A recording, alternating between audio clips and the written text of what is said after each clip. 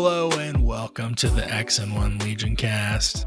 It's me, Randy, coming at you once again to talk about some Legion. Joined by Matt and Mitchem, of course. How's it going, guys? Pretty good. How about you? Me? I'm good. Hold on one second. Oh. We're off script. If you're not following the channel, Matt helped us hook up this Halo Flashpoint box from Gen Con, so did a little unboxing of that on the channel if you're not subscribed. Definitely go check it out. It's really, really sick. Don't oversell it there, Mitch. Sorry. I watched the video and I was excited to learn how to play eventually. So it looks really cool. I think we will do like maybe a learn how to play video or two. We'll definitely do a little rulebook flip through. I will say the pre-built models look a lot better than I expected. I think in the unboxing, the quality looks really nice. They're very good for pre-builts. Yeah, I think is how. And there seemed like there was a lot of detail in there, and it seems like they were going to be really fun to paint and everything. So yeah, and they were good at Adepticon when we played with them. So if that interests you, for sure, check that stuff out. Yeah, we're getting a little squirrely, but Legion's still our first love, and you might have seen it if you subscribed. And we want to say, hey, thanks for subscribing, guys. We blew through 100 subs here on YouTube. And lots of comments. We loved reading them. We loved hearing from you guys that we're not just talking into the abyss. It's pretty awesome to speak to the void and have the void talk back. It's pretty cool. I'm just jazzed and surprised that anyone listens to us at all. So I'm on here. I don't even listen to you guys.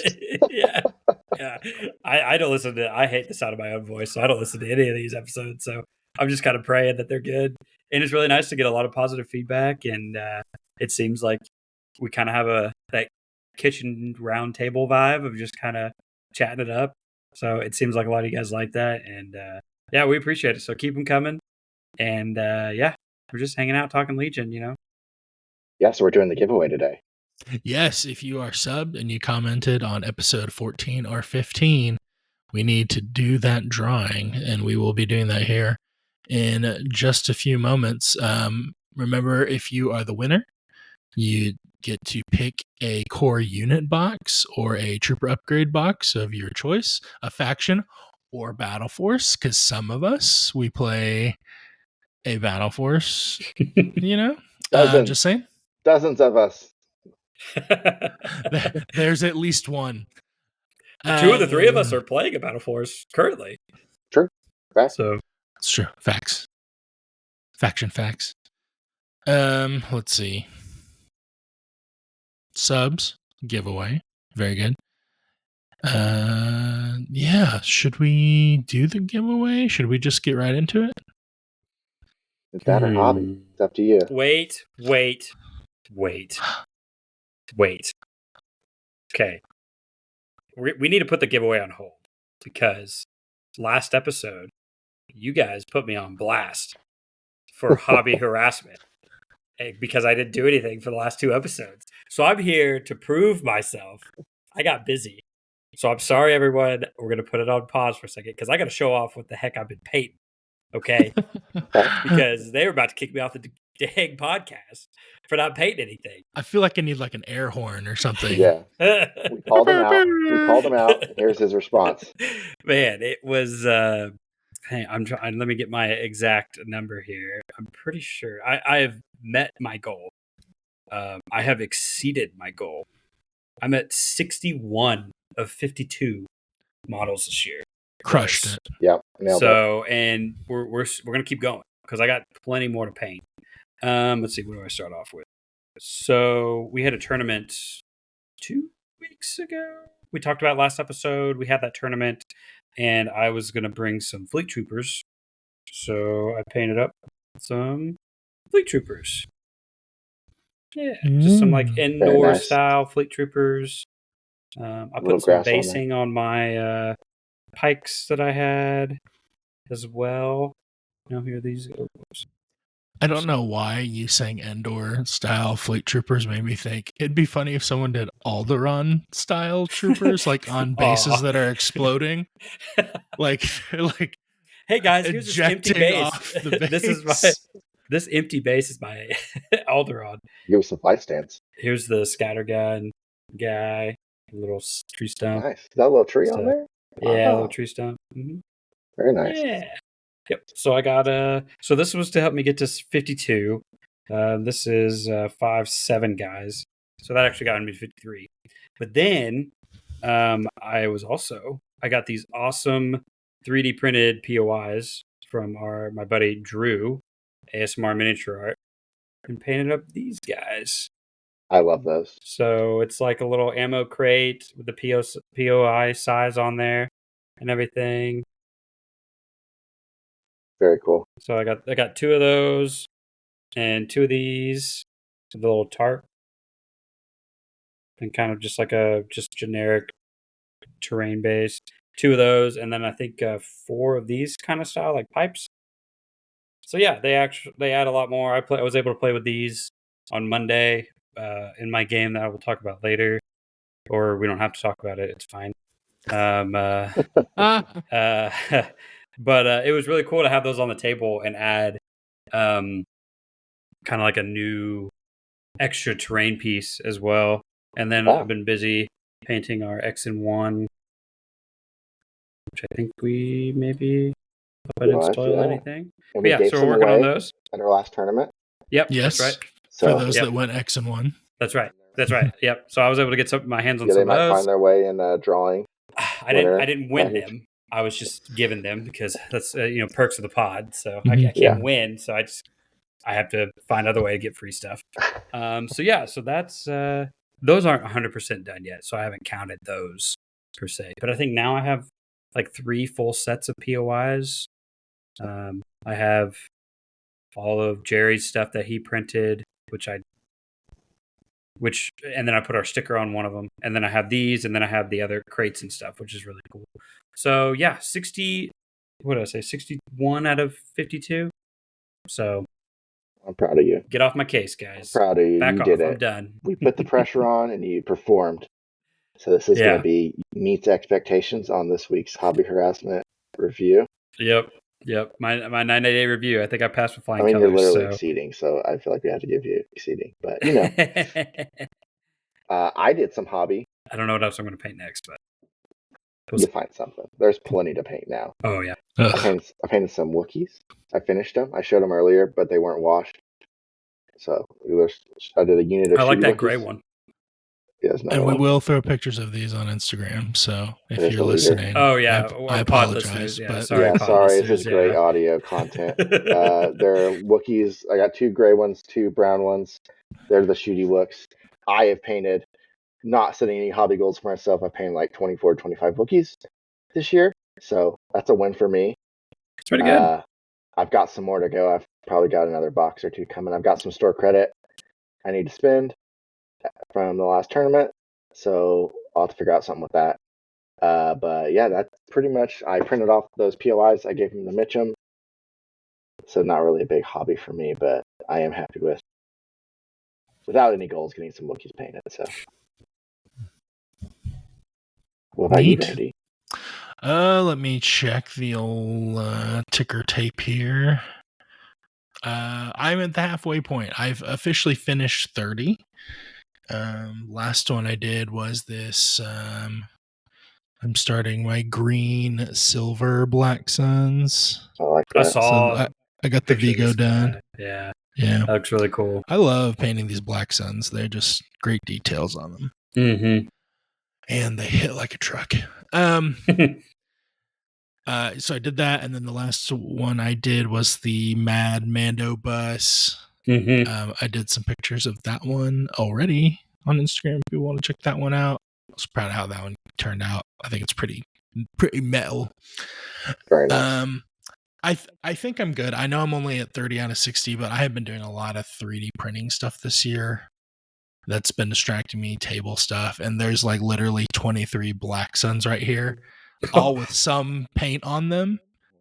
Like basically I just pick one and this is the one I'm working on. But when I finish a color, I just take that color and do it on the next mini down the line until I run out of that paint, so I don't waste any paint. Yeah. So that's how I assembly line it. So as I go down, like they quicker and quicker to finish. And I've been painting some big stuff this year too.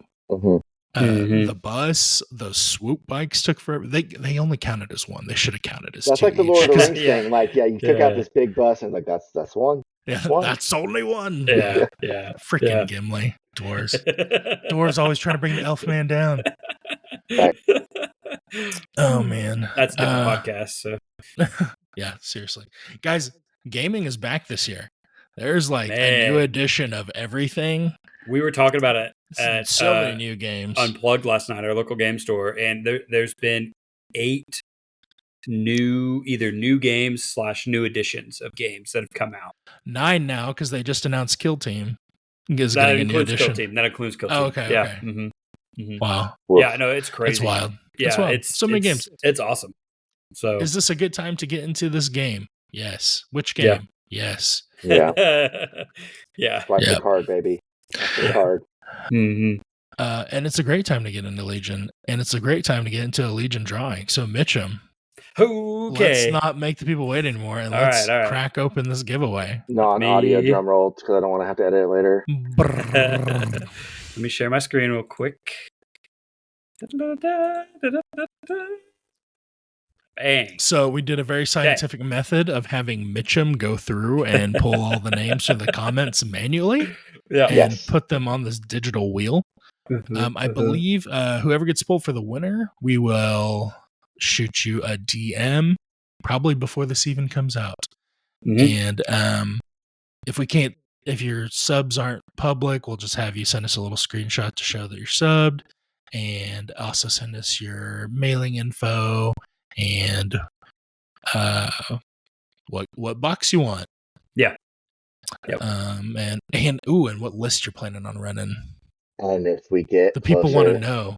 if we get closer to another cool number like 250 or 500, we will be doing this again. So Yeah, I'd love if we're getting kind of close around when Sleeper Cell Riot Squad's coming Mhm. out. I think that might be around the time we do another one. Yeah. Yeah. But we'll see. We'll see. We're excited. Yep. So keep those subs rolling in, guys. make And the stay number tuned. go up. We give you stuff. Okay. Are we ready? Super Let's do scientific. it. I'm just going to Do it. click Hit this button. Hit it.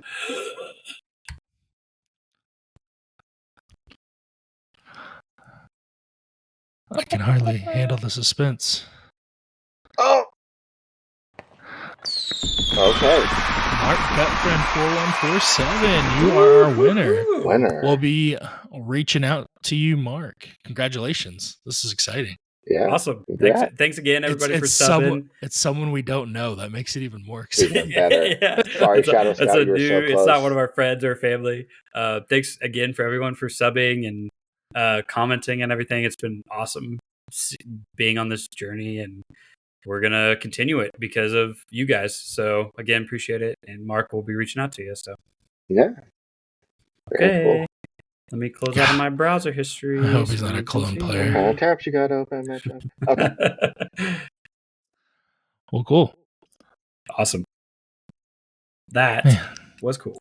that was like Christmas. That's fun. Yeah, I've been looking forward to that. So the wheel really made it cool. Yeah. Again, great audio. There was a multicolored wheel that spun, and then the name popped up. Oh, okay. Oh, Well, yeah. Let's give the people what they want and talk about some Legion here. So we alluded to it a little bit and talked about it some last episode, but we had our first tournament with the new rules. Let's just do kind of a semi-quick rundown because we're getting into secondaries, and if last episode was any indication, those new objective cards can take a little bit to discuss. Yeah, so Matt, what'd you run?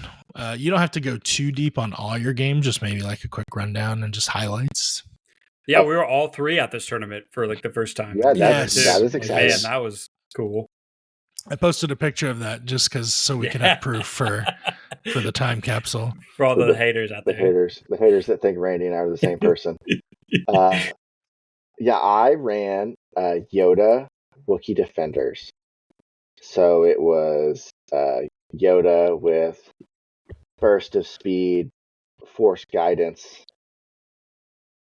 Trying to think what else. Barrier. And then Chewie with recon.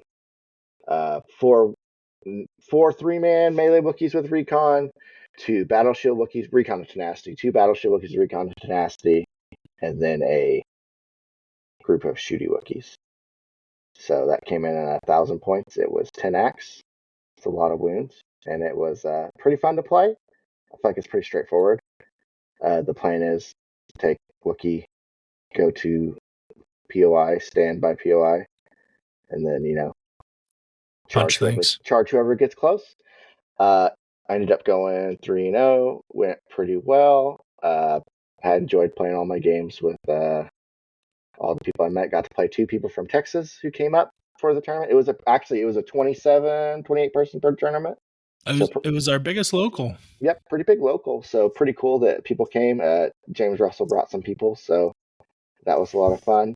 Got to play 2 Texas people, beat them both. James is practically an Oklahoma player. Yeah. We claim that guy. He's one of our boys.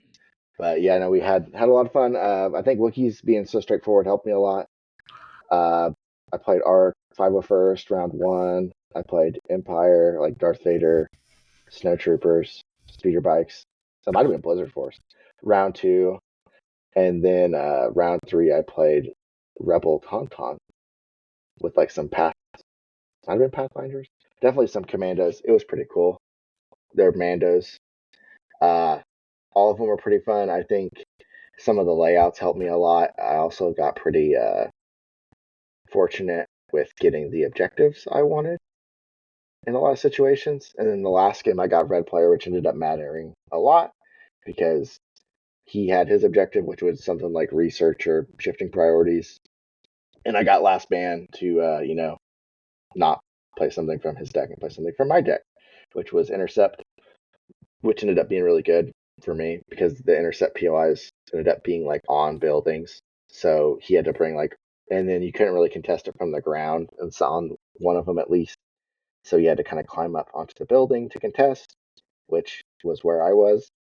So worked out pretty well. So no, it was good. Had a lot of fun. Was surprised I went 3-0 because I kind of had taken some lumps going into the tournament with the Wookiees. So that was good. Worked out the kinks ahead of time. Yeah, no, I learned what not to do for sure. So turns out Yoda's pretty easy to learn.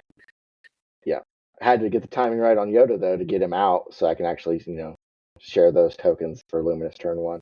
Also, Luminous Turn 1's great for deploying because everybody gets an order. So. Oh yeah, that's a good point.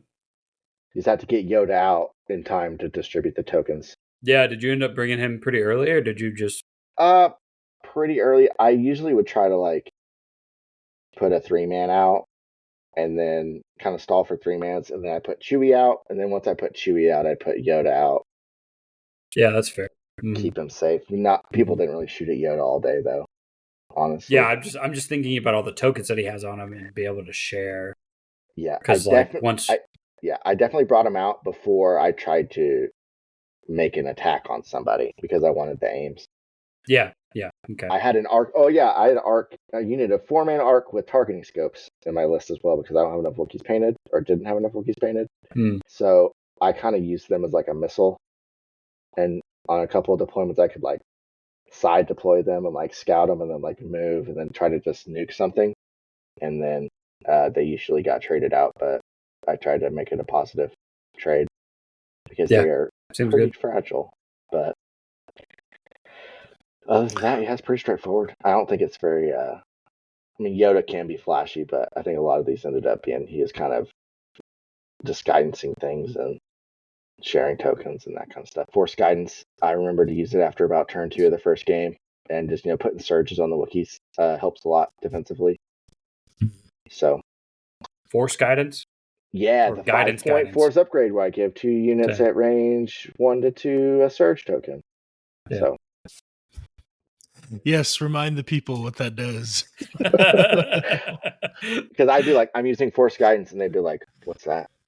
Yeah, Or they'd be there's like, that's other not how guidance works. And it's like, it's force. I have guidance. force and force guidance. There's Yeah. two different guidances. Yeah. Yeah. No, so There's other force upgrades besides force push out there, people. Like yeah, I didn't take force push. My first game I did engage with Yoda, but he kind of chopped his way out of it, so it ended up not hurting me. I didn't engage Vader with Yoda. When I played Vader, I just tied him up with Battle Shield Wookiees. And then the third game, I think he literally just chilled, and then he kind of popped up on a building and burst into some rebel troopers, and then he was just in. So it was good. Yeah, I think force push is still good. It's just it's not like, I don't know if it's staple to every Jedi now. It's good. The value proposition is less appealing. Yeah, like back when it was 10 points, it was like, okay, yes. But now it's just like, okay, like especially on Ahsoka, because I don't have a way to refresh it for free with Master of the Force. And so it's just like, okay, am I going to waste a whole turn of trying to move across the board to get her in a position to recover this force push that I used once? And then it's like, okay, if I'm only going to use it once per game, like when's a good place to use it? You know, so it's just, it's really weird. Like Jedi play very differently now. But I think the other thing too is, since POI score at half range, force pushing someone out and locking them up it's not as big of a deal, especially with disengage being one action. They can just literally walk out and then full speed. Yeah, that's true. Like, you could Vader's mighty unit away and they could still possibly walk back to scoring at this point. So yeah, it's harder to get stuck in melee in general. So you're still the only guarantee, is if they don't have force push, you gotta dive something that's already activated. Yeah, the half range I think is important too, because a lot of the old objectives where you had to touch it, so it's easy to move something off. You gotta leave space now. 6 feet. 6 feet. Yeah. But no, I went 3-0, got 4th, I think, because the tiebreakers are weird because we haven't updated the Galactic Conquest document. AMG, please update the Galactic Conquest document so that we do the first tiebreaker. That's a whole other after wins. That's a whole other podcast. Please. I'm going to keep my mouth shut on that. Because also games end if you table someone, you don't get all your VP. So I had a game where I only got 10 because I tabled them and I didn't have 12 yet. Well, play the objective harder. I was trying. I was trying so hard. Oh man. Yeah, because it's a table, a concession, or if you get to 12. And if you get to 12 before 5 rounds, the game just ends, right? Yeah. You got max skill points though. That's true. Which, yeah. So, it's still 700, isn't it? Oh no. Oh yeah, it would be 1,000. I got the whole 1,000. But yeah, so that was. They need to probably update that. They probably didn't think about it. But Longshanks ran great. So liking that. I don't think I really have anything else. Just had a good time hanging out with everybody. It was a good day to go to a tournament and actually get to see everybody and see all you guys. So probably my last one for a little bit here. But no, it was good. So what about you, Mitchem? How was your day? Last one. What's going on, Matt? I am entering the Dadlands for a second time. Nice, congratulations. So we're gonna have another baby. So I will be out for at least the next couple episodes. We'll see how that goes. But I will be back at some point. But if you don't see me on the next few episodes, they didn't kick me out. Yep, he went 3-0. He's done. Randy finally got fed up with clones and just decided that's why I keep playing Rebels, so Randy will kick me off the pod. Oh gosh, yeah. I'll just snap one day. I'm gonna Pong Krell all of you off of this pod. I'll be quick. I played 2 games because I took the bye round 2 to hang out with 2 other people. There, let's see. And then I helped answer a bunch of questions in round 2 because Aaron was his first time running a tournament, and it being the first time with the new rules, had a lot of rules calls turn 1, and so it was really nice just to be able to help him and have an extra set of eyes and ears and stuff like that. So I played Blizzard Force both rounds, and yeah, didn't have a good time, but learned a lot about the game, and yeah, Learned good things about the speeder bikes are very good. ATSTs are very good. Vader is very good because now he's closer to everything. From what I heard, it sounded like Blizzard Force is kind of back to where they were now with the extra 200 yeah, points. because they nerfed them by making everything more expensive, but then they gave everybody 200 points, so it's like, so I can bring all my fun stuff again, and just be really good. So I played 2 different flavors of Blizzard Force. One was like a Commander Raider Blizzard, and then the other one was Veer's AATST bikes. Speeders are good. But I played Breakthrough a lot. I feel like the only 2 missions I've played this new edition is Close the Pocket and Breakthrough. So I'm still kind of throwing stuff at a wall with Rebels and seeing what'll stick. So if you guys have any ideas, throw them in the comments because I need something. So yeah, put them in the comments. Give suggestions. I need something. I think the biggest takeaway was I think Rebel Ahsoka is just not viable. Is not the right word. She's just not what I need to be. She's new Commander Luke. She's a little overpriced for what she's bringing to the table at the moment. Yeah, I feel like. But hey, there's Gar Ahsoka coming, and she might be able to take those command cards. And who knows? No, they're Rebel only. But the Gar ones might not be Rebel only. Oh, I see what you're saying. Oh, reverse. Yeah. Because we'll see. She's the older one, right? Sure. So it would make sense that they would work that way. Yeah. Her 1 pip is still very good, and her 3 pip is still very good. Her 2 pip, which gives her Guardian and dodges to everybody within range 1, feels a little bit out of place because you don't want to be within range 1 of each other anymore. Like range 2 is the new range 1 as far as like quote unquote castling.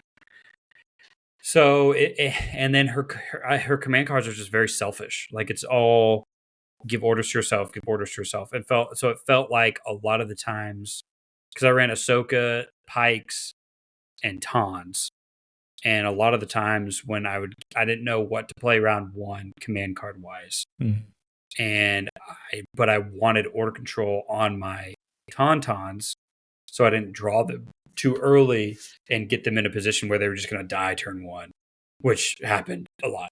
So yeah, so I learned a lot, but it was just, I'm still just kind of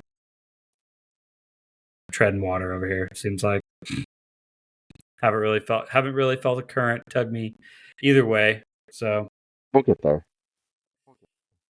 Yeah, I think the solution is behind you, sealed in a box. Yeah, I think if you build it, the winds will come. That Wicket and Lawgray box that I have back there, then I gotta buy 15 other Ewoks. You gotta get on that bus, choo choo. Yeah, man. You know what that bus can do now? It can coordinate to a unit. That'll help out with the orders. That will help. Yeah, and it's got a medic on there. Well, you can put Shriv on there to give Shriv dodges. is nice to give dodges. Yeah, and the a gun works. possible suppression. Yeah, the gun's good now. The gun's pretty solid now. Yeah, and it's a line of sight blocker and mobile terrain. Yeah, I need to build it and play with it. but I think I can get away with one. I want to try the airspeeder as well. So, I'd and be flamer curious. ATRTs, man, are good too. So like Yeah, it's true. I'm trying to change up. I want to run a double bounty rebel list as well because IG-11's decent now. So, Do you guys feel like you're all seeing a lot of vehicles hit the table now? Have you guys played against any all trooper lists? I've played against one. I played Blizzard Force, so no. I mean, I played against double 501st without a vehicle. That's the only one I've played that didn't have any vehicles. Is 501st list.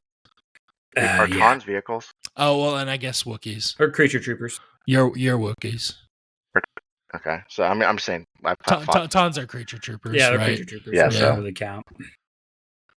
Meat vehicles.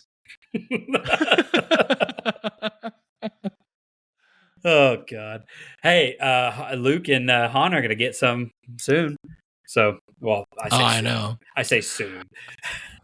I'm really chaffed about that too. Like, guys, we're taking transport out of the game because now we're going to sell you the hero attached to a transport. The hero auto transport.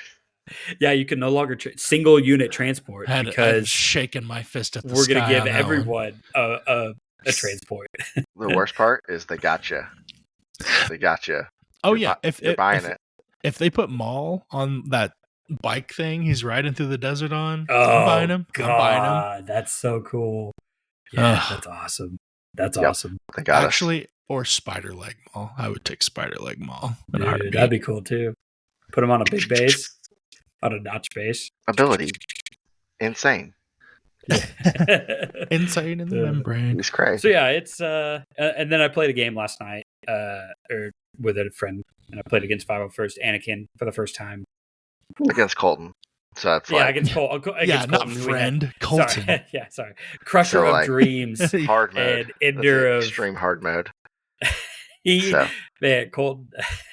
And I feel bad because I felt like I was a pretty sore loser after our game. So Colton, I'm sorry that I was, because he was trying to ask me stuff after our game about like, oh yeah, so like I think you should do this, or maybe you drop this and add in this, or should have done this. And the only thing I could say was, so he was trying to talk you through your stuff. He was trying to talk. When you first told me about it, I thought he was like asking for feedback on his stuff. Oh, and no, I was no, like, man, that is just like really rubbing salt in the wound there. Well, he did say at the end of our game, it was like, any comments, questions, or concerns? And I'm like, no, man. Like, I got some concerns. I don't have any comments or concerns about your list. It's good. So just back up. Yeah. But no, he was trying to help me in my list. And I felt like I actually did what I wanted to do. Like I had a plan. I did the rebel spam. I ran out of dodge tokens. Everyone had dodges. They were doing great. Like I was, doing the attrition thing. And it was just like, okay, here comes Anakin. And it's just like, man.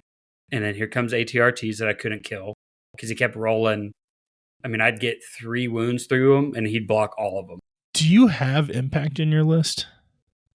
I have critical. In that list specifically, I had critical. I didn't have impact. Before the cast, before you got on, I was like, Mitchem, put the ion gun instead of a DLT. I've been thinking about the ion guns a lot too, because they also have critical 1, impact, and the ion, and the dice is only like you're swapping a black for a white. No, it's the same dice. It's the same. You're losing range 4. You're losing range 4. It's 1 more point. 1 more point. Yeah, it's 1 more point. And who cares if it's you're range getting 4? Ion and impact pretty much. That's who cares what I'm saying. That's what I'm saying. I was like, you're making this man go half speed because he's either walking or shooting. He's not doing both.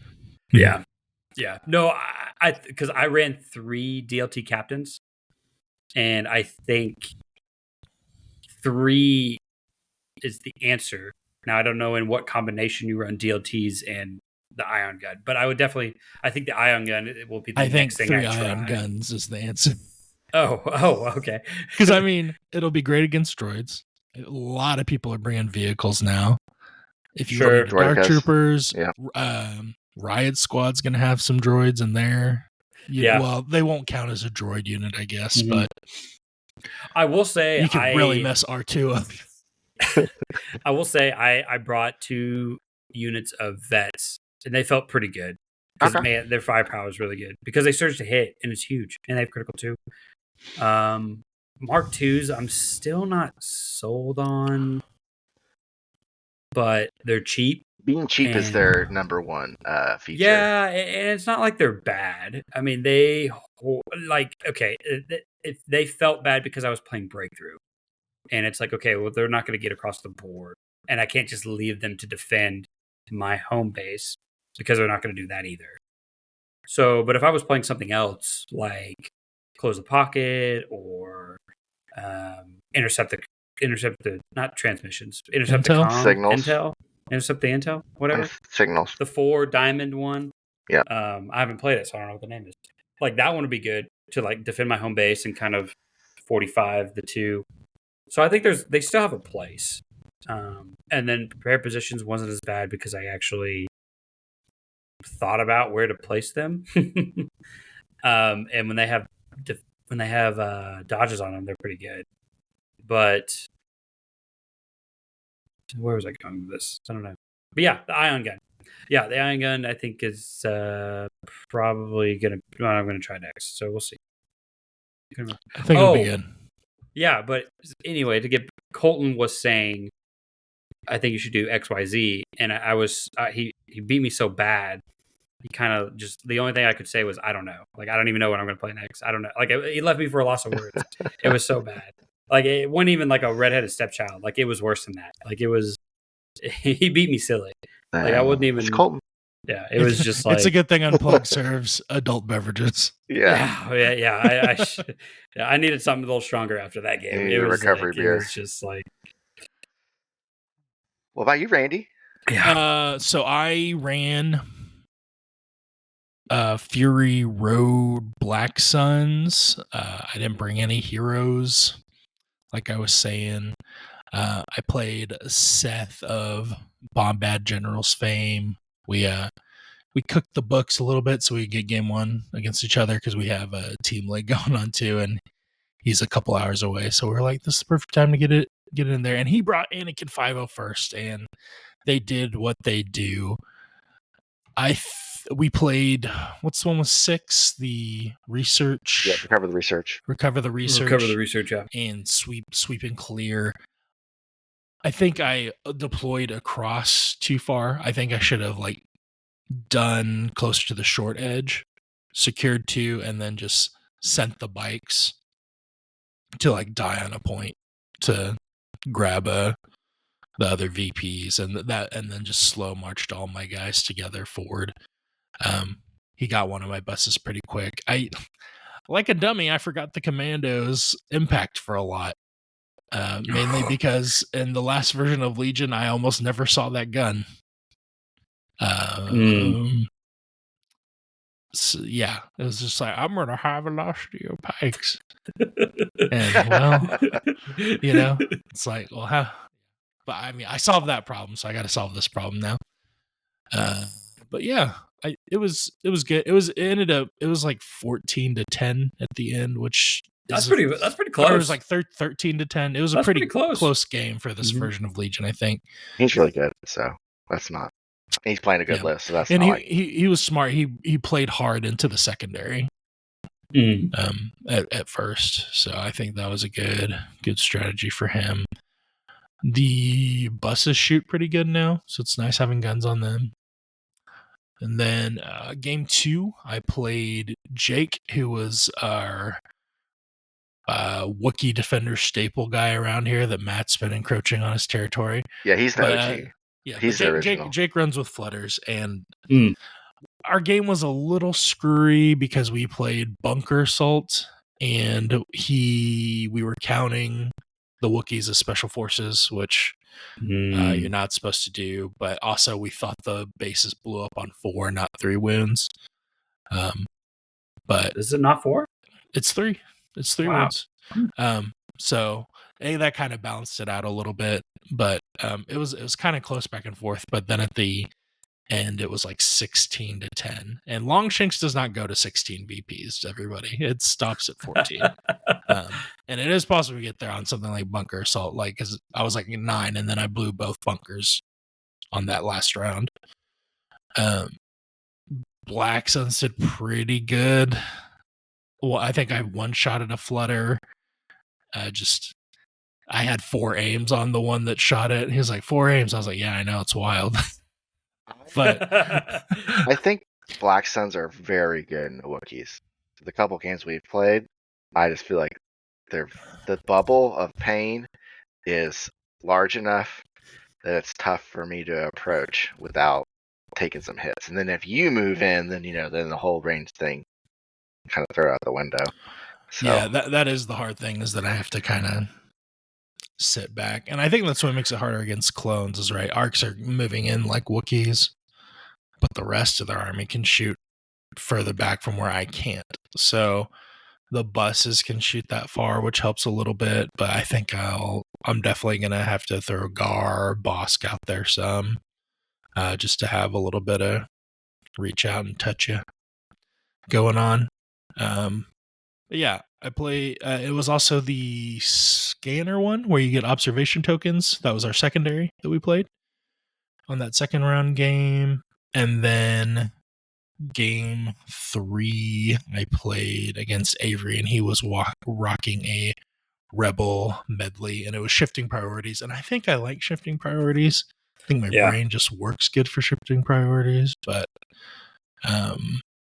yeah, I was able to just, with bikes spread out enough, I sent them after like a vet and a Mark II that were capping one of his like side safer ones kind of thing.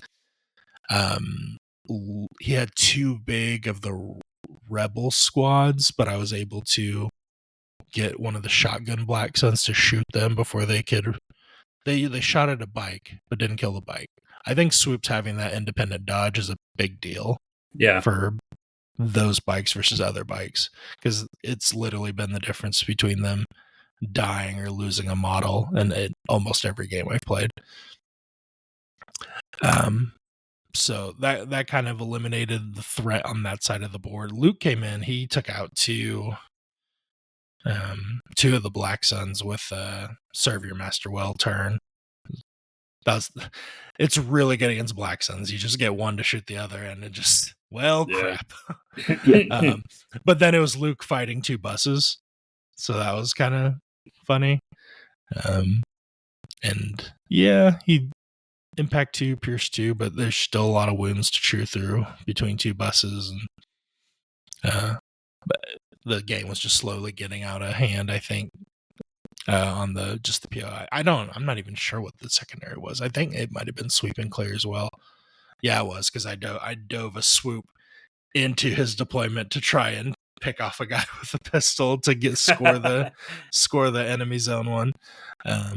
Yeah. So, and we'll get into secondaries more. I have varying feelings about the secondaries. But yeah, no, it was a good tournament. It was cool seeing all those people. I think Aaron had said that there was like 60 questions in the first round alone. Yeah. And there's just, we learned a lot that first flipping round. through. Yeah. I mean, I spent a lot of round 2 when I was able to reading just like the forums and stuff. I learned that a standard move and then a move action are 2 different things. So one causes the other, if that makes sense. And they've changed what scout and is. they changed what keywords associate with what. So prior, I'll just go into this little tangent. Prior, it was any standard move would trigger tactical, agile, charge, stuff like that. Well, now you have to perform a move action. And within the move action and umbrella, you can either climb or do a standard move. So once you do a move action, you get tactical, agile, charge, stuff like that. So withdraw is a move action. Climb is technically a move action. But any card abilities like No Time for Sorrows, Force Push, those are all just standard moves that don't trigger any abilities. So it's really weird but it was like a complete 180 on the rules. And 'Cause and there the was- card, I think the cards were kind of that way before, like Force Push and No Time for Sorrow's Yeah, Day didn't they trigger did. anything. It was just the but way it's, they worded it's it. on the other side, like the Climb triggers more stuff, and then Yeah. Scout is now a standard move action, so it triggers more. The whole reason this came up was because there was a unique situation in round 2 where Avery was playing Seth, and a unit of ARC troopers was engaged to Luke, and Luke had a standby token. So the ARCs activated. They withdrew for their first action, which immediately triggered the standby. Avery pops Luke's standby, moves back into the ARCs, and then the ARCs still have a second action, which they could withdraw again. And then so once we figured that out, they're like, well, do they get 2 aims because they moved twice? So yes, they got to withdraw from the same opponent twice, and they both got 2 aims because of tactical 1. So it was like a really just weird, not niche, but like kind of not a very high level or not a very common ruling. And it was just like, wow. So it was nice that the forums already had all that stuff updated and everything. It was just like, this is super confusing now. But once you read through it all, it's like, okay, that makes sense. Like, it's how it kind of was before, but just different wording now. So yeah, it's kind of annoying that we didn't get all the unit card updates, but also kind of okay because we're trying to adjust to these new rules, I think, and some of those changes. So I wish they weren't a year out. I wish they were like 6 months out, but it is probably good that we didn't get hit with all of it at once because it has been a little overwhelming. Yeah, it has. And it's been very clear that the stuff with updated unit cards has been rising to the top as being better. Not to say that older units are bad. It's just, it's clear that some units were definitely redesigned with this new edition, quote unquote, in mind. And it seems like a lot of other, like, it's like, oh, these keywords don't do the same thing, or some things aren't as useful as others. And it's just like, okay, well, this unit feels bad now. So it's just like, okay. Yeah, there's a lot more things that make sense too, like Bad Batch. Why do they need a speed 3 move? Oh, it's so they can get out of the deployment quickly. Mm-hmm. You know, and they don't have a gear slot to take recon. Yeah, things like that. And I think, Sleeper Cell and the Riot Shields make a lot more sense now too when they revealed their unit cards. I mean, giving them Scout 2 and Tactical was really big. Nimble is nice, and a lot of their unit stuff. And Sleeper Cell's range seemed dumb at the time, but now it's like, oh, they're fine. No, they're fine, and they can use their pistols in melee. They just did it differently than how they're doing it with these new I'm sure the new card will look the same. So it makes a lot more sense that you can use their pistols in melee, and having a 6-man squad is super nice. So, but yeah. Right on. It's fun. See you guys. Yeah. Yeah, Uncle Mitchem here. Matt and I brought our daughters to the tournament and let them hang out while we played. And round 2, Mitchem was chilling with the buy and helping Tio some. But I swear, every time I looked over, they were just like hanging or dragging him, trying to pull him apart. It went better than I thought it was going to go. I felt like a tug of rope there for a little bit, but we. Did you guys ever see that cartoon Recess? Yeah. I love Recess. Yeah. Do you remember the kindergartners are like feral children? That's what I kept envisioning. Yeah. No, they were fine. We put together a puzzle. I drew a minion. We played. What else did we do? Legos? Built Legos? We built some Legos. They came up to me at one point and they're like, Mitchem's going to take us to Lego store. I was like, is he? And then look back and he's like, No. I was like, he didn't agree. Let me tell you this. So, Ellie was like, Randy was like, she's she was like, to me, she was like, yeah, my dad said that he'll take me to the Lego store after this round if there's enough time. And of course, Piper was like, oh, I want to go. And I'm like, okay, I'm not going anywhere because I don't know what Piper, your dad, I don't know what he wants you to do because he's playing. Randy said it's going to be after the round. So that's not right now. That's after the round, So no, we're not going anywhere. And then so Piper takes off. And then Ellie runs to Randy. And Piper's like, we're going to the Lego store. We're going. And I was like, no, we're not going. I'm not taking your daughters anywhere. We're staying in the building. I was told to not let them leave. There were rules put in place, and nothing was, no. I took them to the Lego store later, this so is not it worked happening. out. It worked out. Yeah. No, they were hanging out by the table I played at round 3, which thank goodness, because their legs were like, at that point they were just splayed out like under the table, and I was like stepping over them to play. So I'm glad like someone else wasn't subjected to that. I'm used to that, but no, they were fine. It was a lot of fun. It was always fun. I like hanging out with them. It's cool that I think they liked hanging out with me too. So it was nice. No, they had fun. Fun. Yeah. So yeah. Well, cool. Let's dive into these secondaries. Before we get into it, I wanted to plug. There's a new Legion blog called Point of Interest. Reagan down in Texas has been doing it. He's been doing a super deep dive on primaries, measuring out deployment ranges, scoring ranges, how many moves, like really in the weeds, Rain Man GIF. That's that good type stuff. going now. That's that good stuff. Definitely changed my perspective on a lot of the POIs or a lot of the primaries. You only get our dulcet tones every other week, so you need a little something to read too. So we'll link that in the description. Check that out. I got to play him at LSO. He's a cool guy, and he's got some good thoughts on the stuff. Yeah, I think they're doing unit deep dives as well. So I think one of the Texas guys that came up, he actually wrote in the blog, Thomas. Yep. Thomas. Yep. I was gonna get there. It was a T. I read his article about Commander Vader, and it was very enlightening about like, oh wow, Commander Vader still claps, and he claps even more because he can get into you turn 1 with burst of speed.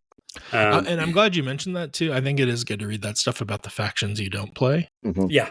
Because you don't have the time to figure out those tricks for yourself by playing it. Because I knew what Operative Vader did because that's all everybody ran in Old Legion. But now like everyone's bringing Commander Vader, and it's like, oh, I better read up on what he can do.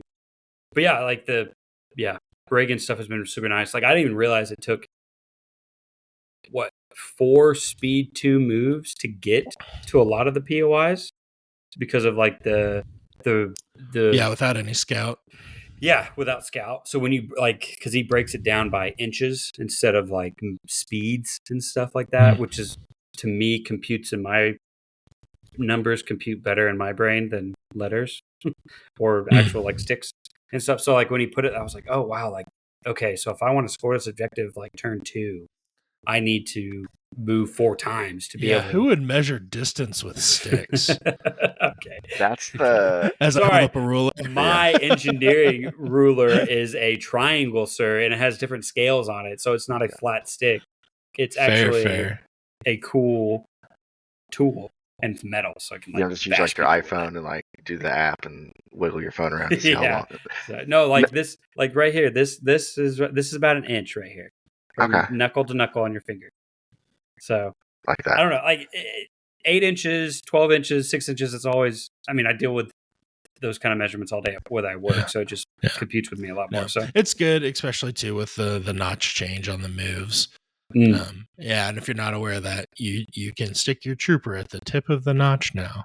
So okay, I was playing this wrong, and Colton again enlightened me, or crushed my dreams. But you have to start. The range tool has to start wholly against the base. So I was doing like prong to prong to try to ink out as much movement as I could, but that's only on the end. Yep. Yeah, just base, which I didn't know. So I'm sorry to everyone I played in the tournament. I cheated that whole time, trying to get some extra, I don't know, You heard it here millimeter, first. 2 millimeters of movement. We'll just forfeit those It games. didn't help. Well, don't worry, So- guys. It Just didn't pay forfeit off. those It didn't games. work. It didn't work. So even when I'm cheating, I ain't winning. So yeah. Oh man. All right, here we go. So I believe we've all the combination of us have at least played these at least once. Yes. So we'll get into one of the more complicated ones here first, recon mission. It says starting with the blue player, each player chooses one friendly unit. Each chosen unit gains a friendly scanner asset token. Starting in the second round, at the end of each friendly unit's activation, if that unit is holding a scanner, and if that unit's unit leader is at range 2 and has LOS to 2 or more enemy units, that friendly unit's controlling player scores 1 VP. Each player can score a maximum of 1 VP in this way each round. Each unit gains claim scanner, which that was wild, claiming something with my bus. Units cannot claim enemy scanners. If a friendly unit is holding a scanner at the end of that unit's activation, each enemy unit at 2 and LOS to that friendly unit's unit leader gains 1 observation token.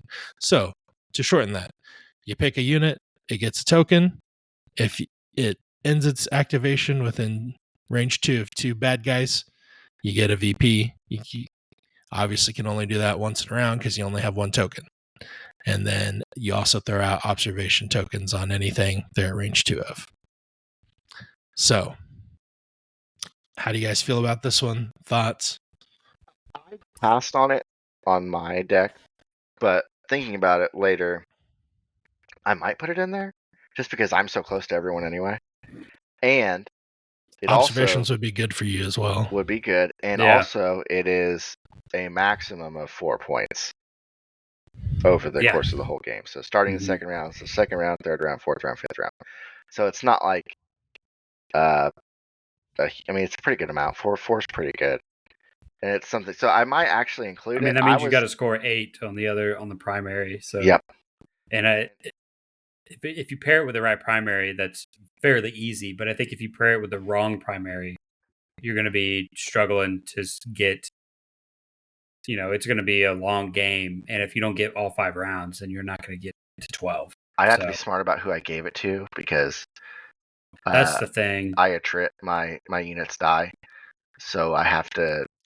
The claim is free though, Mhm. and if you have a Wookiee die, you probably have another Wookiee unit That's true. nearby. That's just Yeah, another and you guy. have to be the next within guy pick half up the- range to claim. I think now. Yeah, and Yeah. that's helpful too. Like Yeah. you wouldn't have to get right on it to claim. Mhm. So Is it half range of the unit leader or half range of the unit? a unit leader. Unit leader. Okay. Everything's unit Yeah. leader now, pretty much. So, yeah, no, I might put it in just because I'm at range 2 and line of sight of multiple units a lot. And I think it seems like a pretty decent way to get my 4 points. And the observation tokens are nice. So, I've been throwing them on swoops, which Mm. has been fine, but I do lose a move action having the asset token on there. Oh, that's Mm. right. So I'm maybe I might throw them on buses or put them on a Black Sun because I'm trying to get to range 2 to shoot things anyways. So that might be the method I go in the future with this one. I was thinking about but- the bus. The bus seems like a good. Yeah. Bus seems like the right footprint, choice. The footprint's so big. Yeah. It was really good at going and grabbing one that I dropped because it can go so far, Mhm. and especially with a half range to Mhm. the token, yeah, and that you can free just grab pivot. It gets 2 free pivots now, right? for sure. Mhm. Yeah, this one So- is definitely the one. Like, I think there's like 3 main ones that I've been running in like all my lists, and it's like this one, surface scan, and I was running muck targets, but I think I'm switching to sweep and clear. Like those are kind of been my staples. In Rebels, and this one seems just really nice to tag on to a charging unit. This one seems good for most lists, I think. Yeah. just because a lot of things are getting into range 2 now. I think the only downside is that it is 4 max points and it's 1 point per round. So it's very slow. And I think it's very easy to forget about it as well when you're trying to really play the mission. So again, I think you really have to pair it well with a mission that scores a lot of points or is easy. Like this, like recon mission and like recover the research, I think would be a good pair. because you have the ability to score a lot of VPs from the primary, and then this just gives you that extra oomph, And but yeah, I mean, your opponent's able to attach it to a bike or or a ATRT or a vehicle sometime, and they're going to run up and get you too. So, but if they do that, they're only going to get 1 point. So it's not a game changer for me. It didn't really move the needle. That's why I've been including it, because it's just like, if we get this one, okay, that's fine. It's not going to be a game breaker, I think. Yeah. I think, this one you definitely still need to plan on winning the primary objective. Yeah. Most of the rounds. Yeah. Destroy the enemy base. Starting with the blue player, each player places one friendly base POI beyond range 1 of all edges of the battlefield. Then starting with the blue player, each player chooses one friendly unit. Each chosen unit gains a bomb asset. Get to use those bomb tokens, guys. Bring them back out. During each end phase, players score 4 VPs if the enemy base was destroyed during that end phase. Each unit gains claim. Each unit can hold only one bomb. At the start of the end phase, if one or more friendly units holding a bomb are contesting an enemy base that you are securing, remove all bomb tokens held by friendly units contesting that base from the game. Then the base is destroyed and removed from the battlefield. So just reading this right now, if I killed your bomb carrier, I could pick it up, blow up your base, and then remove both tokens from the game. So you couldn't even get it back. Yes. Yeah. That's if your wild. bomb carrier is contesting if I put both... your home base. Yep. Yeah. If you could kill, like, rush their bomb carrier, kill them, scoop up the bomb, run it to their base, blow it up, and then tokens are gone. Wild. Yeah. That's a free 4 points. I mean, this one is a Hail Mary play. I mean, you really play the mission. You play the primary as hard as you can, and then you either dive in last second and win the game, or or lose the game if your unit dies or something like that. I'm not completely sold on this one. Matt and I were playing this one, and it being only just one from the edges of the battlefield, like you can put it in friendly territory. Yeah. It makes it very hard to approach. Yeah. Yes. And then I think I probably put mine in the wrong spot. If I would do it again, I would not have put mine where I put it. So we did not finish, but I think you probably were going to score. And I don't think there was really anything I could do to stop you, because I deployed it away from because when I deployed it, I thought I was going to heavy deploy that side. But then you heavy deployed the other side, and I wanted to deploy close to you. So most of my forces. But anyway, I think I might have been able to score yours, because I think I was winning on the side we were all at, but it was going to be a lot harder because you were camped out on the base pretty much. So I was gonna have to go get it. So I think if you put it incorrectly like I did, it is easy to score. And if you put it correctly like you did, it is difficult to score. Yeah. Yeah, because you have to secure it as well. You can't you have to contest with the bomb carrier and secure it. Mm-hmm. So it's not like you can just send a swoop bike turn 1 and just kamikaze it and get 4 VPs. Like you have to send he had some a good contingent in that game, so he was going to be able to put Gar and some Mandos on the point and just outnumber me 2-1. Yeah, this is not a bad Mando mission for sure. Yeah, Gar especially, because he's the one holding the bomb. So when he gets over there, he's going to be far away from the other side of the board, but he's got the rifle. So having a mobile, far range shooting unit for this one is good. Mm-hmm. Because the way the bases are, they're going to be out of the game when they get to the base if you get there before round 5, or they're going to have to spend some time moving, I think. Yeah, that's where I was at. We didn't finish, but I was like counting my activations and distance, because I'd have to actually, get there. And then I've killed enough things to... This one seems more annoying than anything to kind of have to like peel back and go deal with. And it's also like... That's a good point. It is kind of funny because it creates... If you don't put the bases directly across from each other, it almost makes a breakthrough situation off of a secondary where you're having to split your army.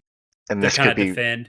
really tough paired with something like if you put this on me with the Wookiees and then put like recover the research with 6 POIs and this, I'm spread too thin. Yeah, this one would be really good with breakthrough. Yeah. Or intercept the signals. Bunker assault would also be a good one that you can pair this with because you want to go at your enemy already.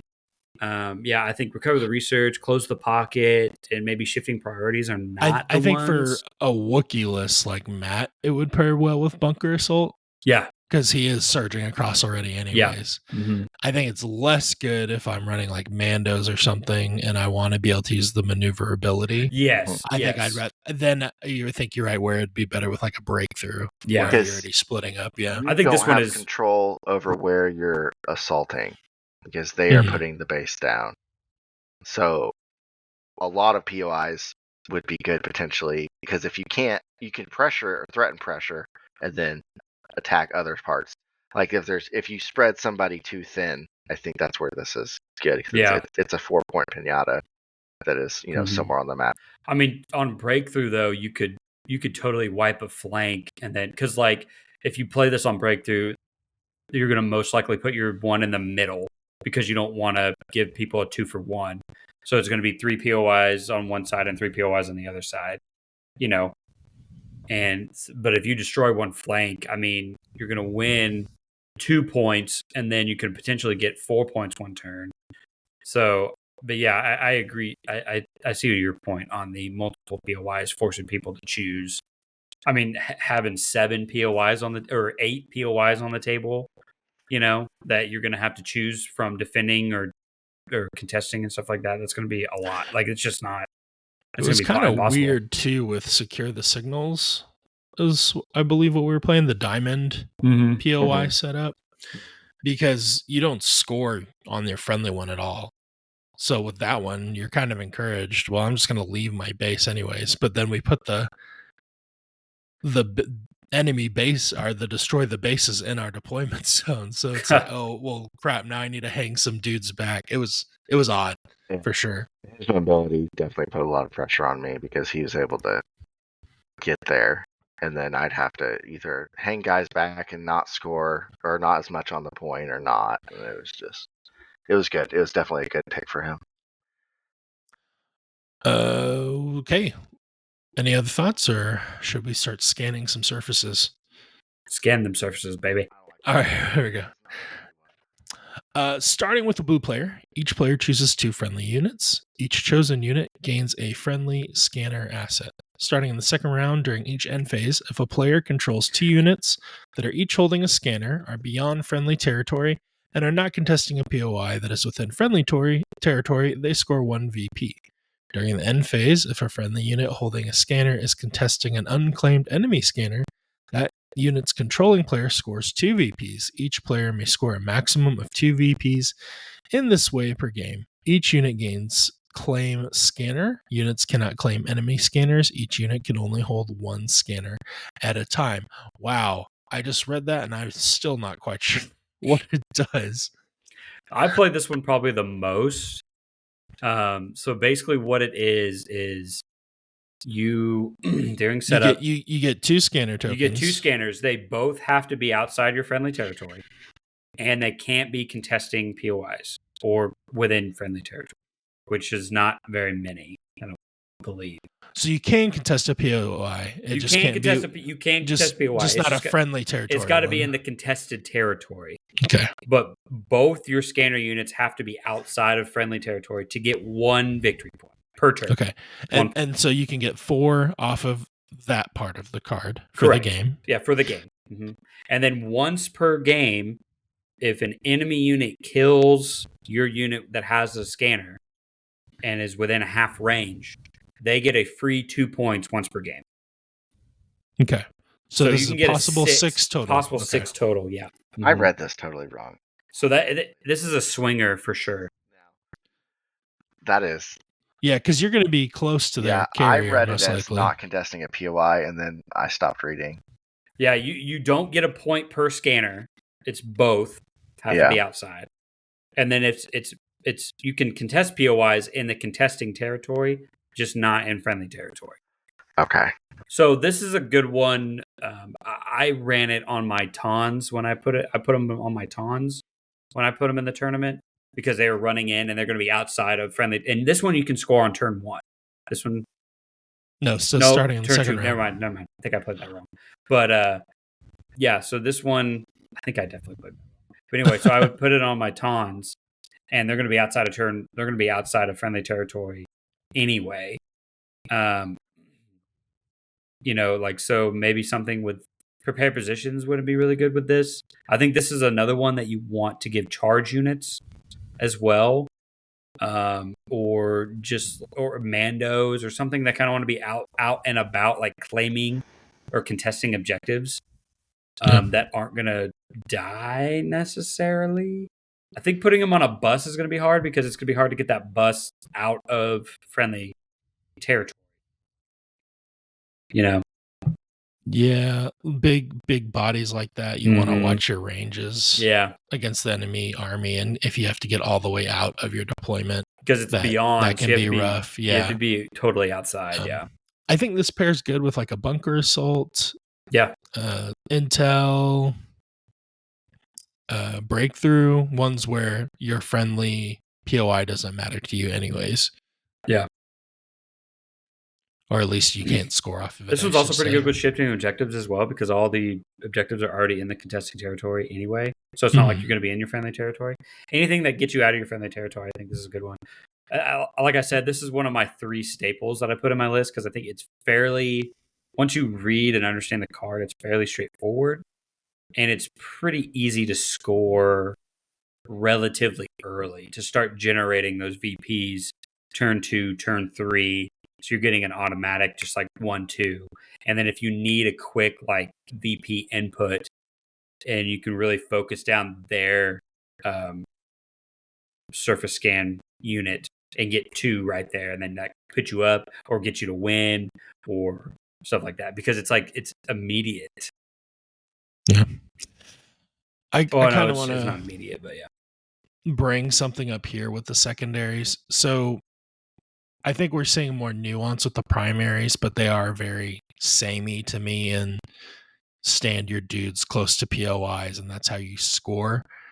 So secondaries is definitely where I'm kind of looking for more spice in the gameplay. And surface scan and recon mission seem pretty similar to me.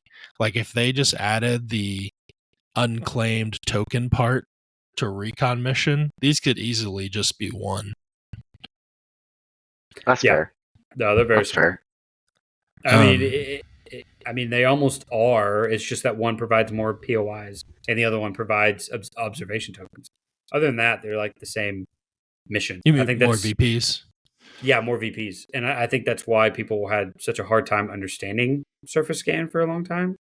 Because it's like, well, is this not just recon mission? Like, what's the deal? Yeah, I just feel like they kind of play the same, which there's 2 other ones that kind of play the same. Yes, that we're going to get into that. It's my same issue with mark targets and sweep and clear. Yeah. So mentioning mark targets, let's talk about mark targets. This one is pretty straightforward. Starting with the blue player, each player chooses 2 friendly units and 2 enemy units. A player may not choose a unit that has already been chosen. Then the chosen units each gain a marked target token. When a unit with a marked target token is defeated, after the effect is resolved, that unit's opposing player scores 1 VP. So basically, the blue player picks 2 of his units he thinks that will be hard to kill, and 2 easy ones from the other side, and then the red player does the same thing. Yeah. This was the first one that I played. It's important to note that there's going to be 4 units on each side that has a marked target. So like Randy said, 2 harder to kill units on your side and 2 quote unquote easier units to kill picked by your opponent. I don't think I fully understood that as well when I first played. But yeah, this one is, I mean, I've switched this one out for sweep and clear because I don't want to give my opponents a choice of what to kill in my army. I'd rather, you know what I mean? Mark twos. Yeah, exactly. That's the thing, because like I've played this with Mark IIs, and they just, okay, that's 2 free victory points, and I'm like, okay, I don't that's not. I can not play this and keep those 2 VPs. So And I will say that this one in particular says it does not score at the end of the round. It scores immediately. But I believe you're checking for the win at the end of the round still anyway. So I don't really know if that makes a difference. oh, is that as soon as you score 12, You're you checking, don't you're automatically checking, win? right. You're checking Okay. for someone. You're checking for 12 at the end of the round. Okay. I And this one you believe. can also score turn 1 as well. Or this one you can score turn 1. Yes. So It's glorified bounty. pretty much. Yeah. Which, I mean, that's fine. I think it's cool to have one secondary that's killy like this. It's kind of weird because it's like you can score it on accident, and I kind of like the secondaries to be something you have to plan out. And I mean, there is, I'm not saying it's easy, but Another one that only scores 4 max too. Like another one. So far all of them have scored 4 except Surface Scan. I've been thinking about running a double bounty list, and I'm curious on this if I think I would avoid putting it on bounty targets. I think a lot of people are saying, "Oh, put them on your bounty targets, or put them on the same thing, so you can double up when you kill it." But yeah, but I think I'd rather have 6 different things to go after. Maybe, I don't know. It's depends on how confident you are. I that you think can your get that opponent is kill. really gonna be I like, just "Oh, wouldn't you're want gonna to get 2 stop points myself for this?" from killing a marked target to try to assure that the bounty hunter is also going to get it. Yeah. Like, I feel like there could be a feels bad there. I mean, It's like, I think we're getting ahead of ourselves too, because like I think sweeping clear is the better choice. Now, granted, you only score once per round, but like if you kill the bounty, you can also score sweeping clear as well. So you're still getting 2 points, and you're still getting your choice. And it's not like, oh, because every unit has a bounty on them, and then you choose the bonus point. But like with marked targets, it's like, okay, this unit is worth 2 victory points to my opponent. I'm never going to let them shoot this unit. Like it gives your opponent like, okay, I'm going to prevent them from scoring 2 points. well, here, let me go ahead and read sweep and clear since we're kind of talking about them together. Might as well. So once per round per player, when an enemy unit is defeated by an attack made by a friendly unit, that friendly unit's controlling player may mark one of their unmarked spaces below. A player may only mark a space corresponding with a territory the attacking unit's unit leader is at. So the territories are any territory, friendly territory, contested territory, enemy territory. So another killy one, and point of order, just to make it clear, because a lot of people I think misread this one up front. It is where the shooting unit does the killing from, not where the dying unit dies at. Mm-hmm. So can you only score? So I can only get the any territory once per game. Right. Friendly territory. Okay. And it's only once per round. Okay. I think. Yeah. So you want to mark any territory last. Yeah. Okay. I think I played that. I think Colt and I played that wrong on Monday. But because that way you can. Again, it wouldn't have mattered. But I think I would have gotten 80 bail yourself out. points. So. I think this one usually only scores 2 VP per team, unless something kind of crazy happens.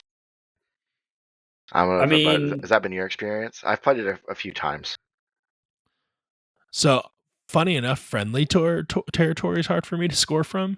Yeah, and probably you too. Mm-hmm. Just because the Black Suns are at range 2, so they need to come out. So I'm trying to snipe stuff with the bus for this.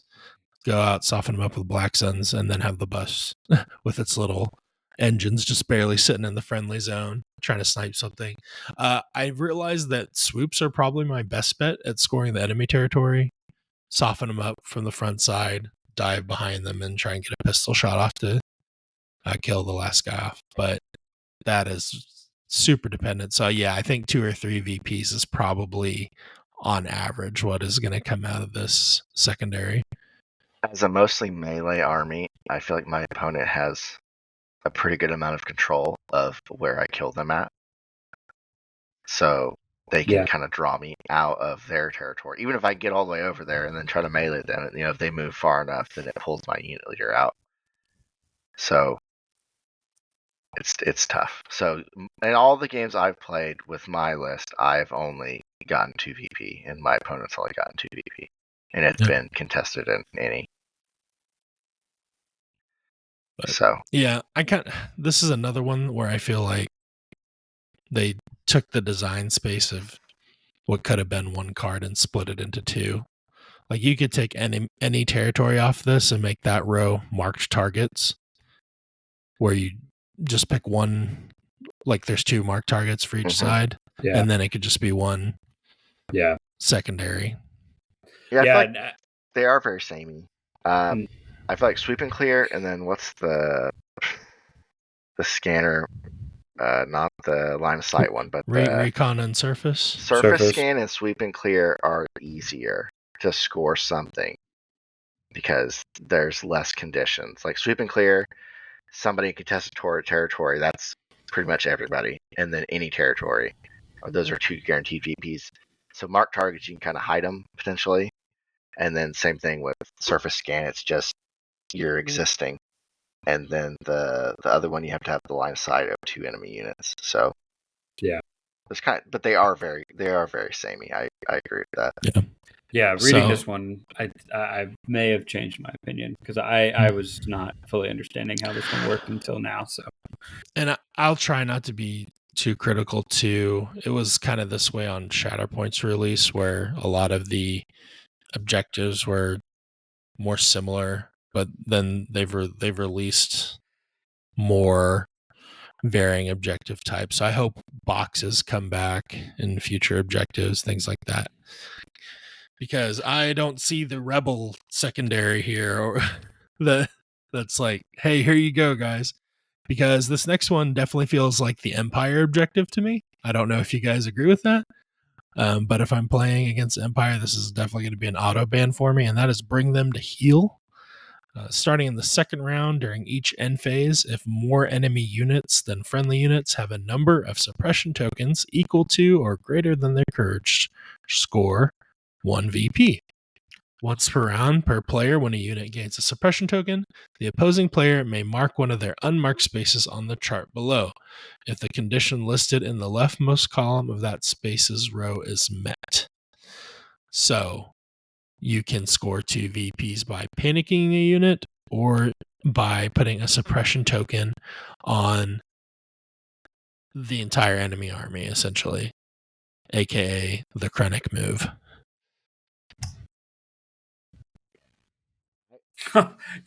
So this is just the Krennic secondary. Even the name of it just is like, hey, this is very Empire-y. Or it's whoever's the most shooty. And then Krennic obviously can just dump 2 suppression on everything. I guess late game you could possibly do that.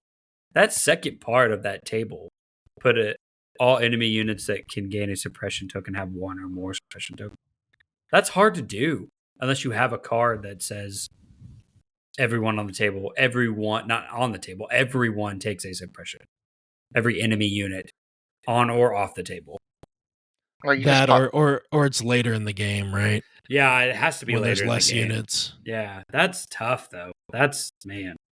But you can let Krennic popping it just does the all units that can gain suppression. Sure. Yeah, I mean, why not just both people get it? It's just that's just it. You play that turn 1 and then bang, I get 2 VPs automatically. Well, they get it too, but yeah.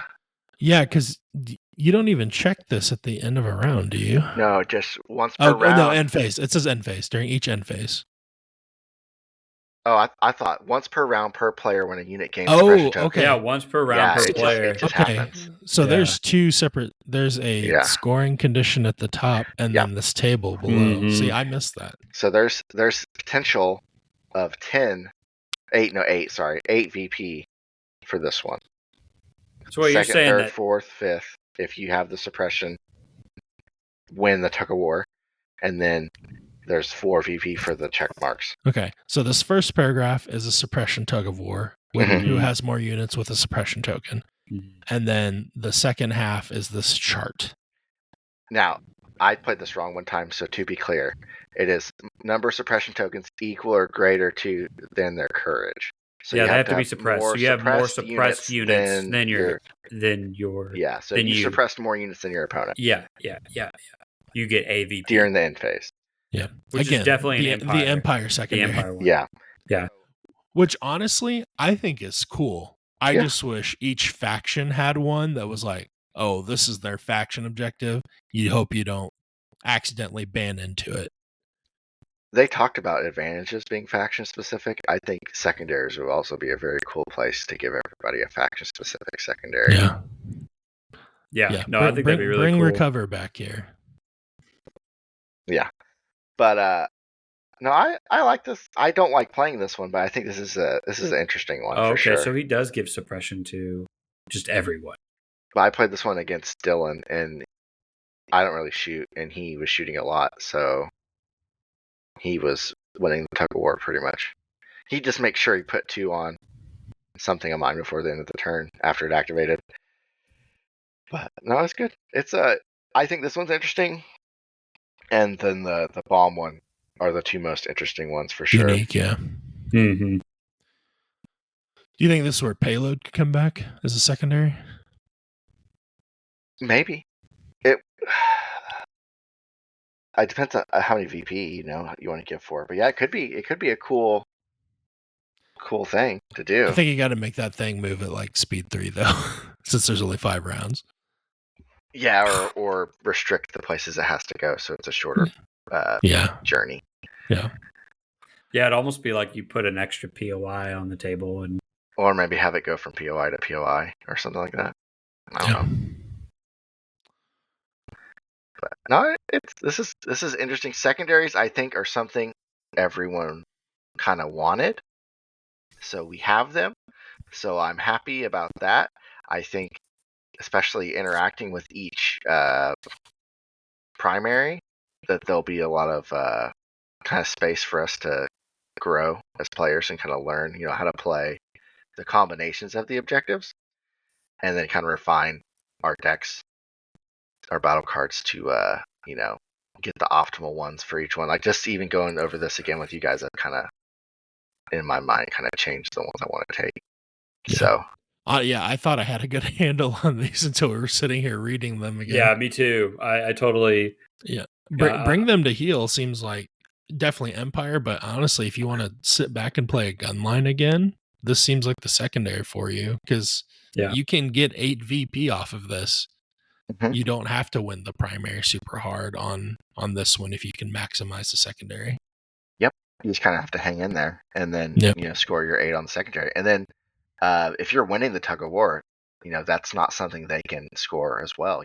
You're taking the VP that turn, and they are not.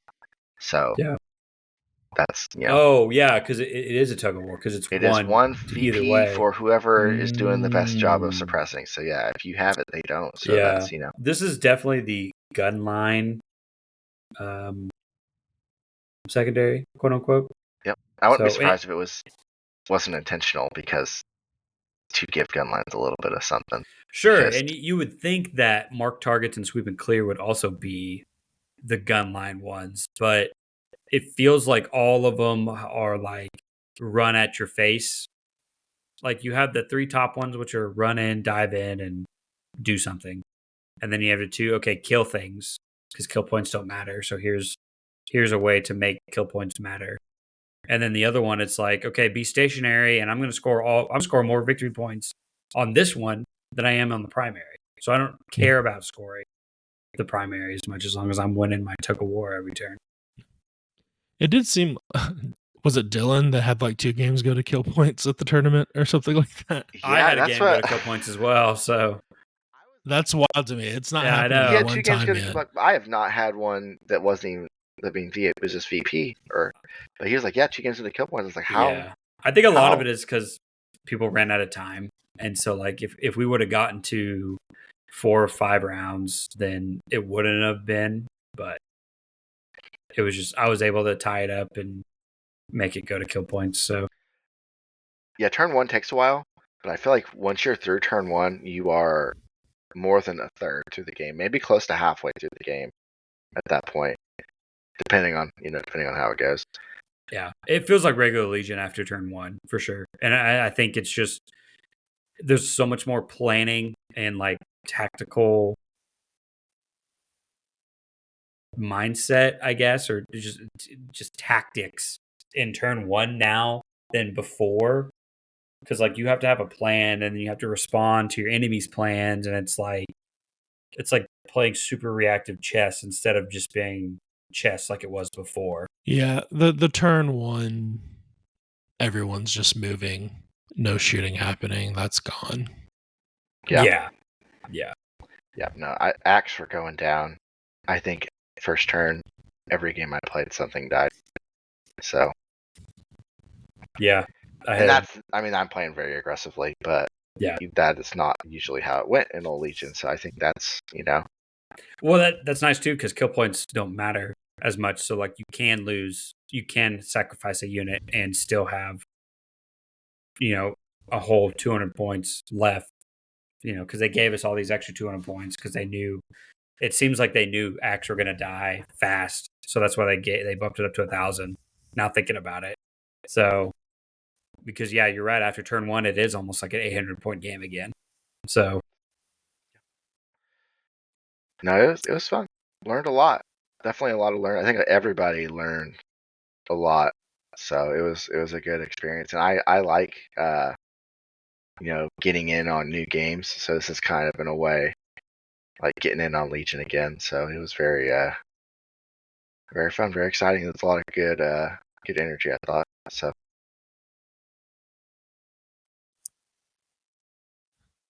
Yeah, I think I like it. I feel like I say this every episode. Yeah. I think I like it. I want to play more, and I guess that's a sign that I like it. Is that I'm itching to get that next game in for sure. Well, great. We will probably talk about advantages next episode. Probably won't be as long of a conversation, but I do think there is some stuff to say about that. So we might get into looking at the deployments a little bit as well, because we kind of skipped over that on the primaries, or just kind of glazed over it. But yeah, new Legion, lots of new stuff to talk about, and we will continue to chat about it because that's what we do. Anything we want to plug? I know there is a Legion tournament at Edmond Unplugged in the end of September. Yep. That's the next tournament coming up. We for still our have local area. we still have a lot of open spots. So come out, play. If you're interested in the game and you live in our local area, come out, get 3 games in with some awesome guys, learn how to play. If you're new to the new edition, come out and we'll teach you how to play. We're super inviting. We love teaching new people how to play. And Unplugged is a great atmosphere, great food, great drinks. And so the only bad part is that it's at the end of September. So we have a long ways to go. Long ways away. So, and I will try to get some more POIs printed for the X and 1 players for that tournament. Yes. I can try to print some here in the next week and mail them. Oh, that would be great because you can print them off a little faster than me. I will encourage you guys from the sidelines. You can prime and paint them. I will prime and paint them. Yes, sir. Yeah. Thanks again for if you made it this far, for listening. So that's watching. If you did make it this far, so I did feel bummed that we kind of had to exclude our non-North America listeners. So if you're a non-North America listener, tell me what we could do. We'll look at shipping on the next one. But if it's like you live somewhere where VATs are gonna just destroy us, let us know. Like, would an Amazon digital gift card be cool? Like, what would be optimal for your area, so we can start getting an idea, because we definitely want to include the world on the next one, which will probably be coming up sooner than I think. Yep. And also too, all of our Spotify and podcast audio listeners, we haven't forgot about you. There's a lot of listeners of you guys out there. You guys can now leave comments on Spotify as well. So maybe for the next one, we'll look into including our audio comments as well. I haven't seen any yet, but feel free to leave them on there. Please tell me what rebel list I should run because I'm drowning. Yeah, I'm hopeless. I'm hopeless. Rebellions are built on hope. He has no hope. I got no hope. I got nothing. We So please, gotta get it please going, help me guys. out. I have pretty much everything in Rebels. So just I told him to play clones and he didn't. That's all I have. That's my only advice. So and if I need to buy My more, I will gosh. buy more. I need a direction, and I feel like I'm a ship without I'm a sail without winds right now. And it's just it's I think that analogy was a perfect example of your current state of being. Yep. Yeah, I need some vibes. I need You're something that boat because at the beginning of Shogun. You're just kind of just floating out there. Yeah, I'm a car without sails. I'm a plane without a rudder. All right. Well, cool. Thanks for listening. We appreciate you all. You guys are the best.